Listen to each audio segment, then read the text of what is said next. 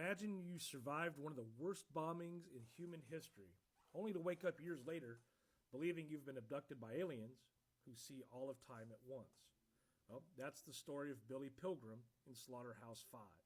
He's a man who is unstuck in time, trapped between war and memory and madness. But this isn't just a science fiction story.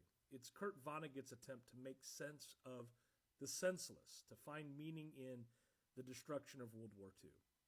I'm Matt Hasquin. I'm a high school history teacher, and I like to talk about things that we should all just know.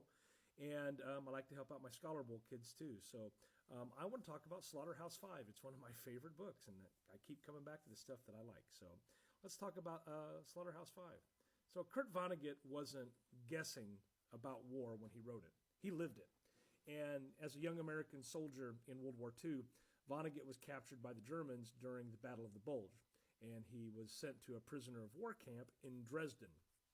And in February of 1945, Allied bombers firebombed Dresden, and it reduced one of Europe's most beautiful cities just to ash. And tens of thousands of civilians died. They burned alive in a storm of just fire and smoke. Vonnegut only survived because he and other POWs were kept in a meat locker beneath a slaughterhouse, Slaughterhouse number 5. And when he came home, he struggled for years to write about it. How do you tell the truth about something so horrific, when words just feel too small? Well, the novel begins with Vonnegut himself. He's admitting he can't figure out how to write about Dresden.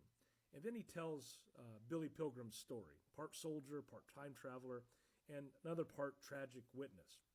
Billy is captured by the Germans. He survives the bombing of Dresden. He comes home, becomes an optometrist, and at some point is abducted by aliens from Tralfamadore who show him that all moments in time exist simultaneously.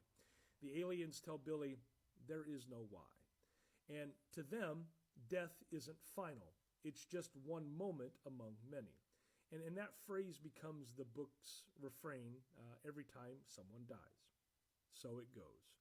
Now, it's repeated more than 100 times, and it's not to trivialize death, but instead it's to show how constant and numbing it becomes in a world that just can't stop killing.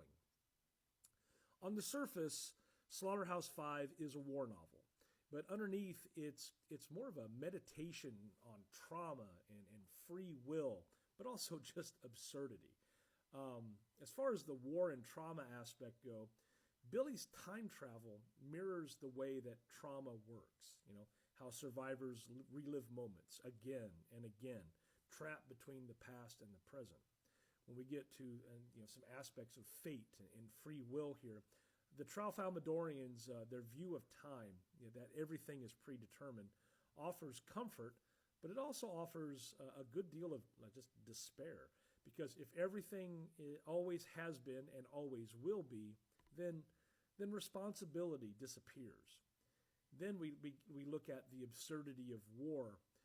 Vonnegut, he contrasts cosmic wonder with human stupidity. Soldiers act like children, and civilians die for reasons that no one can explain. And the universe, it seems, just keeps going, indifferent to our suffering. Vonnegut's genius here lies in how he tells this story. It's with humor and simplicity and chaos all at the same time. He writes in short, looping scenes, mixing science fiction and autobiography and just black comedy. The result feels fragmented, like memory, like memory itself. The laughter is uncomfortable, but I think that's intentional. Vonnegut once said, laughter and tears are both responses to frustration and exhaustion. I myself prefer to laugh, since there is less cleaning up to do afterwards. Now, that's Slaughterhouse-Five, I think, right? Summed up all in one sentence. It's heartbreaking and it's hilarious all at the same time. Now, since its publication in 1969, the novel has been banned and challenged across America for its language, its anti-war message, and its sexual content. But at its core, it's not obscene. It's honest. And Vonnegut forces readers to confront what war really does. Not just destroy cities, but it fractures minds. So his use of time travel and absurdity wasn't to escape truth, it was the only way to survive telling it. So, Slaughterhouse-Five became an instant classic, the defining anti-war novel of its generation. It captured the disillusionment of post-war America and the insanity of the Vietnam era. It's been studied in classrooms, adapted for film and stage. It's been cited by countless writers as proof that storytelling can be chaotic and true. And like Billy Pilgrim, it remains unstuck in time. It's a book that feels as relevant now as it did in 1969. And the reason why it matters, because I always do a why it matters thing when I do these videos, but Slaughterhouse-Five asks one question. How do you stay human in a world that's built to destroy humans? And Vonnegut's answer isn't neat or comforting.